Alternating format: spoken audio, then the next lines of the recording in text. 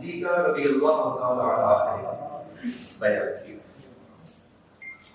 وہ فرماتی ہے وہ آ رہی تھی اور میں نے کسی کو نہیں دیکھا جو چلنے میں، جو اٹھنے میں، جو بیٹھنے میں، جو سیرت میں، جو قیام میں، جو قعود میں سیدہ سے بڑھ کر حضور کے مشابہ.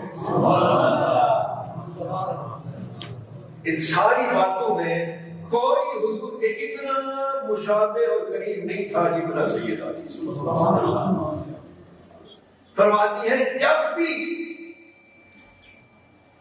سیدہ حضور کے پاس آتی تو حال مرتبہ کبھی بھی ایسا نہیں کہ رہ گیا ہو.